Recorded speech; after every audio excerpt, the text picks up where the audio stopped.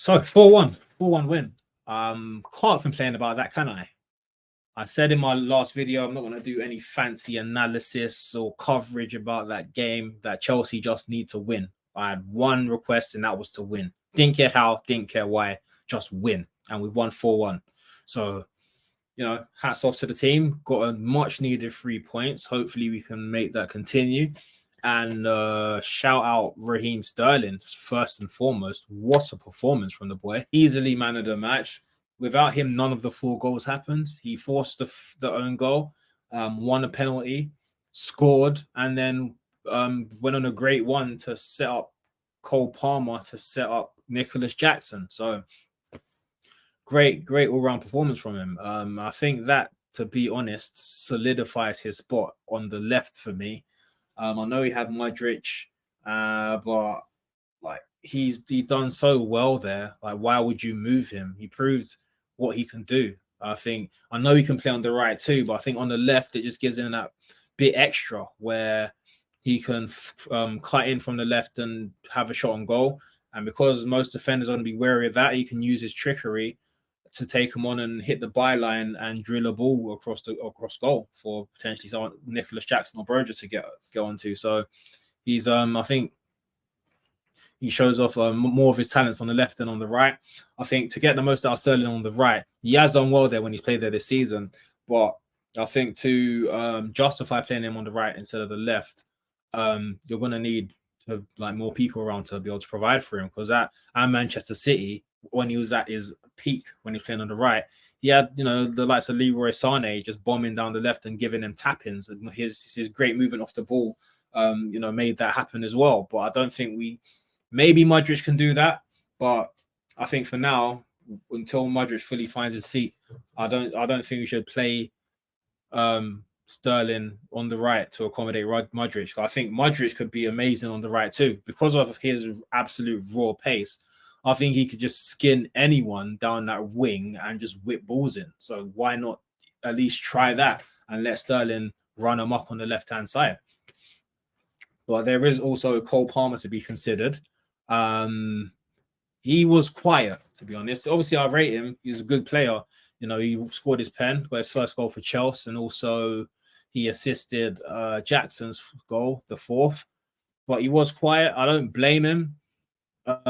It is tough because one thing, I think he is better in the 10, and secondly, you have Cucurella as his right back. Not that Cucurella had a bad game. I think the goal was, he was a bit too standoffish at the goal, and he had a silly head loss for the yellow card. You just got to be careful, because if he made more contact with that kick, he could have potentially got sent off, knowing our luck with referees. So.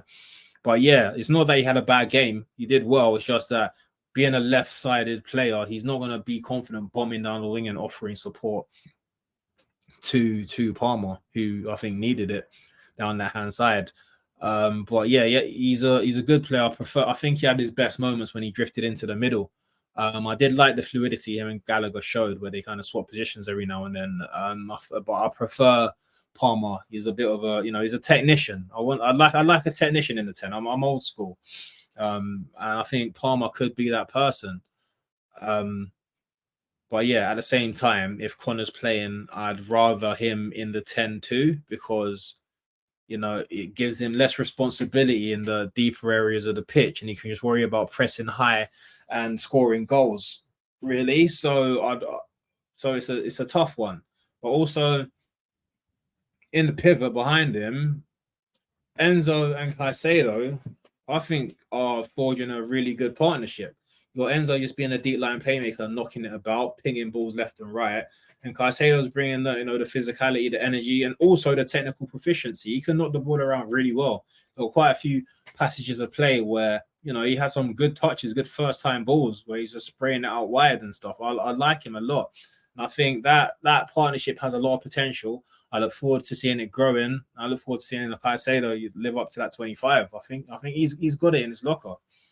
I'm glad to see him showing it a bit more. I'm a bit concerned on the overall about Chelsea, because I think our game is a bit of Sterling and Inshallah. We don't really have much else to offer in terms of breaking teams down. I think the fact that all 4 goals came from Sterling is a sentiment to that, and we need more. We've got to remember as well, our 3 wins, 2 of them against newly promoted teams, and Fulham, they had a good season last season, but I think this season's Fulham is a bottom half of the table team, so we're not really blowing like any significant threats out of the water with our wins. So hopefully we show more in our games in the future, because we can't just keep relying on Sterling. I think we were prisoners of that when we came up against Forest, because that game was just pure Sterling and Salah. Then they kind of just overloaded his side, and then they ended up nicking a win off us. So we can't have that again. I remember when Tuchel done his interview, and I shouldn't be romanticizing Tuchel, although I do miss him. He had his philosophy of having the banks of 5, where he has 5 attacking players, 5 defensive in each phase of play, and his 5 were, Mount, Havertz, Werner, James, and Chilwell. And Werner left, Lukaku came in, but that was it. And we scored quite a few goals in that period of time. So like some of our best attacking, like our goal tally, things like that season where we got to our first full season on the Tuchel. I think that was the highest goal tally we'd had since we won the league or something. So we're doing something right. But I'd like to see Pochettino adopt a similar philosophy of just getting enough numbers in the final third where we can break them down, because it's not really happening right now. Especially in the earlier stages of the season when it was just Sterling and Jackson, just pretty much against the world. Now we've got, Sterling, Jackson have some help with Cole Palmer, and Gallagher pushing up a bit more as well. But we need more, especially with our fullbacks. Hopefully, when Reece James comes back, we have that. But against Burnley, we had Cucurella, who's not comfortable bombing down the right because he's a left-sided player, and Colwill, who's got great passing range but is still a centre-back. We just need more. We need more players that can just bomb forward and create and become an attacking threat. Like you see the likes of Liverpool, they've got it. Arsenal have their front 3 with Odegaard as well as like their fullbacks that can bomb on and do a little bit. I think that is something we're lacking at the moment. Hopefully Pochettino figures it out and turns us into an attacking force, because we have the talent pool for it in our attack. We've got a lot of young, exciting, very good players at our disposal. Pochettino just needs to find a way to make it work. That's pretty much it from me. That's all I want to see. I still reminisce about that 2010 Premier League winning team where we had Drogba, Anelka, Malouda firing from all cylinders. We even had Ivanovic, who was probably the highest scoring right back of his time. I was going to say of all time, but I think Trent might pip him nowadays. But we have goal threats for days, and I'd like to see us get back to that. Hopefully Pochettino figures it out. Whether he can, time will tell.